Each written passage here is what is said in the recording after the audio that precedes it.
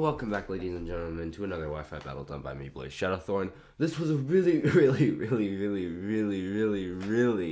insanely old Wi-Fi battle I had against a good mate of mine, BeastlyGible. His channel link will be down in the description below.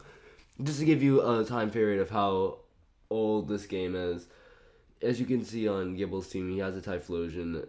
Pokebank was just released in Japan, so it was probably around like December 30th when we had this battle. So let that sink in. It's already in March. It's way at the back. It's like one of the first battles I had on my 3DS with my capture board. So it was around the time I got my capture card. I think it was like the third or fourth battle I ever had on it. So just to give you, it's a really old battle, but it's a really fun battle. I've been meaning to upload it for like forever. But it's way at the back of my first recorder. I completely forgot about it. And then I was talking to Gibble the other day, and he was like, hey, did you ever upload that battle? I was like, no, I gotta do that. So here it is. Without further ado, this is a really fun battle. So, feel free to check out Gibble's channel. His channel link could be in the description below after the match. He's a pretty cool guy, He uploads good content. So he's going to lead off with his Rotom Wash first turn. I predict this. I lead off with my Hydreigon because Hydreigon is pretty much my only check to Rotom at this time. Because this was, again, before pre-Pokebank, before everyone could flood the market with Energy Ball Genesect, and then that would obviously be a lot better counter. But right now, Hydreigon's my only real counter to this thing. So he's going to Volt Switch out, he's going to go out into a Scizor. I go straight for a Dragon Pulse, just trying to get as much damage off on that Rotom as possibly can. He goes into Scizor, so obviously it did a nice chunk of damage considering, like, it's a Scizor and everything, but, like, I could have done more damage. So right here, he decides to Mega straight up, go into Mega Scizor, and, I pull out the Fire Blast, and apparently he didn't know that. He probably predicted me to be like Scarfed or Specs, since most Hydreigons are Scarfed and Specs. Instead, I'm actually an expert belt Hydreigon, so that's that. So he's not gonna go out into his Dragonite. I'm gonna hit that thing up with a Dragon Pulse, trying to knock it out. And then of course I forgot about the whole multi-scale. And then of course Weakness Policy, which if I would have remembered, this was back when Weakness Policy Dragonite was a thing. It still is a thing, but it was like less common. But as soon as I saw that, I really should have broken the multi-scale and then knocked it out with a Dragon Pulse first. But, that was the thing. So now I'm looking at +1 speed, +3 attack, Dragonite. I'm not living that Dragon Claw. It's just going to knock me out. That's fine. Hydreigon, you did a lot of work, mate. I'm pretty proud of you. So now I'm going to bring in my own Scizor. Because now I can Mega myself, and I can go for a bullet, Stab, Adamant, Technician boosted Bullet Punch.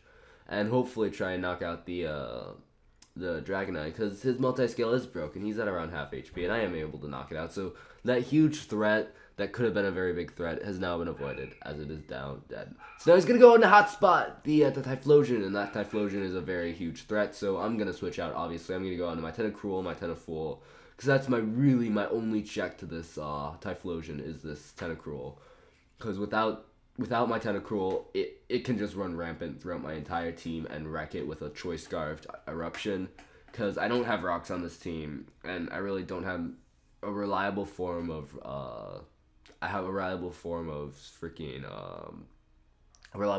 entry hazards.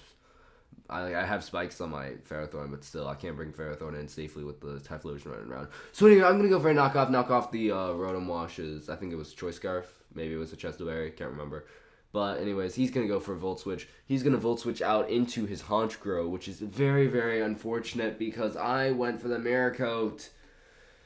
And so, I'm not sure if he predicted that or he just brought it in for offensive momentum, but anyway, good play on his part. He goes for a Brave Bird. I really should have switched out into Ferrothorn right here. Save my Tentacruel, because that was game-changing. I needed that Tentacruel, and I just let it die. Which is very sad. And he gets a Moxie Boost. So now this Honchkrow is very threatening. So what I'm gonna do is I'm gonna go out into Scizor because I'm thinking I can maybe knock it out with like a double hit or something like that. He goes for a Sucker Punch. I'm pretty sure I can take one Sucker Punch. And it turns out I can take a Sucker Punch. And I go for a double hit, and I'm able to knock out the Honchkrow because double hits, Technician boosted hits 2 times, Adamant, all that fun stuff. So that huge threat is gone, which is really good. And now he's gonna bring in Housewife, the Rotom Wash. He's gonna go for Hydro Pump. I'm hoping maybe I can live the Hydro Pump and retaliate back, but unfortunately I'm not able to. So I lose my Mega Scizor right there. Mega Scizor was kind of important, but really, not really. So yeah, I'm going to go into my Gengar, and I'm going to go for a Shadow Ball, because, like, I'm trying to do as much damage as I possibly can. And I actually get a crit, knock out the Rotom Wash. The crit mattered, because that Rotom Wash would have been really, really annoying if it wasn't. So anyways, he's going to go out into Hot Spot, the Typhlosion, and he's going to go for an Eruption. I thought maybe I could outspeed, because I'm also Scarfed. But unfortunately, no. He gets a crit. I die. Crit didn't even matter though, because I'm dead anyways. But anyway, I'm gonna go out into Shadowthorn, the Drapion right here, because now it all comes down to this. If I can live an Eruption, I have a chance of winning the game. So I'm able to live on 1 HP because the original Shadowthorn, it's 0 IVs, but it was homebred. It was homebred, so the Choice Banded Earthquake is going to be enough to knock out the Typhlosion. And now it's 1v1, and I'm looking pretty good, because, you know, the Neoking's going to come in, he's going to go for an Earth Power. Unfortunately, Shadowthorn dies. You know, it's all very sad. But I still have a Pokemon left. I still have one Pokemon left in the form of my Ferrothorn. So it's Ferrothorn versus Nidoking. Who's going to come out superior? Who's going to come out not superior? He's gonna go for an Earth Power. I'm able to take that not as well as I would like to, as I go for a Leech Seed, trying to get some leftovers recovery. So I know I can live one more Earth Power. Like that's really the only thing I can do is live one more Earth Power, judging by how much damage the first Earth Power did. Because that first Earth Power did a lot of damage, which automatically tells me he's Sheer Force Life Orb. Because there's no other way that Earth Power should do that much. I'm able to live the next one on 2 HP. What I should have done was went straight for the Explosion, try and make it a tie game, but instead I was a risky bastard. I went for the Gyro Ball. I was really hoping that would kill, but unfortunately he lives. He lives and he's able to finish me off with an Earth Power, so that will be a good game. He leaves me with a very narrow 1-0 loss with a critical hit. You know, crits everywhere, because, you know, it was a pretty critty game, but still fun nonetheless.